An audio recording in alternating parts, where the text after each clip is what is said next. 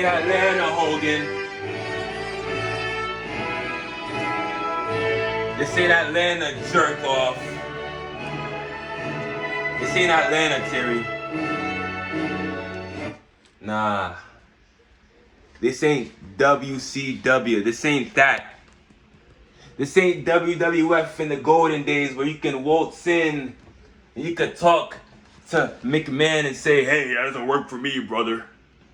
Hey, I want to go over tonight. Hey, I think Taker injured my neck on that tombstone, the steel chair, huh? You that? Terry. Because I feel like I know you personally, so I call you Terry. That doesn't work for me, brother. You want to know what works for me? Well, I got a story. See, I pride myself on being a wrestling fan. And I ever so happened to watch WrestleMania 3. I'm sure you remember, right? Your biggest claim to fame.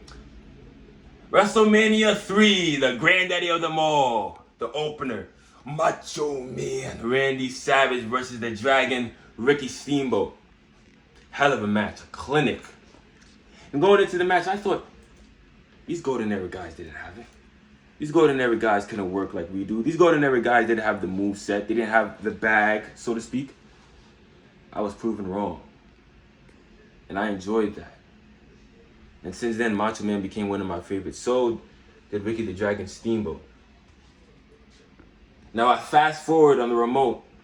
And I go to the main event of WrestleMania 3. And Terry, who's in that event? Who's in that match? You standing across Andre, right? And now, Terry, I'll give my own personal testimony.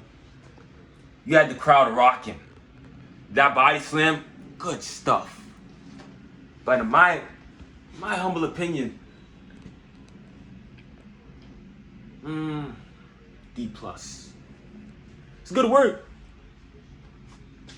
Can't lie, it was. But I think Macho Man and Steamboat cleared you, and that got to your heart, didn't you? That really made you mad. That made the Hulkster mad. They went over you, brother. And then you proceeded to try to play the naked tango with Macho Man's wife. And thought somehow you weren't the bad guy in that situation. And trust me, I know you'll lie about it on some podcast. But we both know the truth, Terry. So, you get ran out of the WWF when people realize that Bret Hart is actually the best there is, the best there was, and the best there'll ever be. And you end up in Atlanta. And who do you meet? Jerk Off. And it's a match made in heaven. You want to know why? Because you can go to Jerk Off and say, that doesn't work for me, brother. And Jerk Off will get on his knees. And he'll teach you everything about oral sessions. And then he'll have you go out, proceed to put on the worst match anyone has ever seen in their God-given lives, and walk out somehow with that WCW World Heavyweight Championship.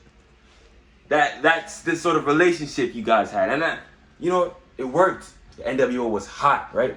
That's why you guys went 84, 89 weeks, whatever the hell it was.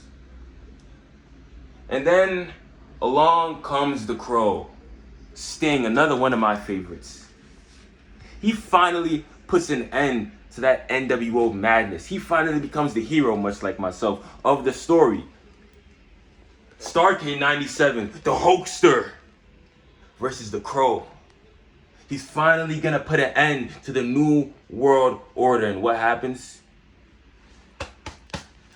Fast count. Nick Patrick. Hogan goes over in the hottest angle of the year.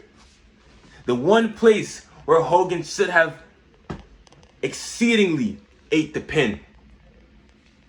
But what happens? Next Monday night on Nitro, you have Bret Hart come out and all these shenanigans, and it ends up making Sting look way worse than he went in. That's you, because it doesn't work for you, brother. Right, Terry? And then somehow, some way, everybody and their mothers becomes NWO, the referee's NWO, the cameraman, you, Bischoff, even Sting somehow, right? Answer me this. How is there a new world order when everyone's in on it? How is it the Illuminati when everybody's a member? How is it a secret society if it isn't so much a secret? Answer me that, brother. So then you waltz in back to WWE because you ran WCW out of business with jerk off.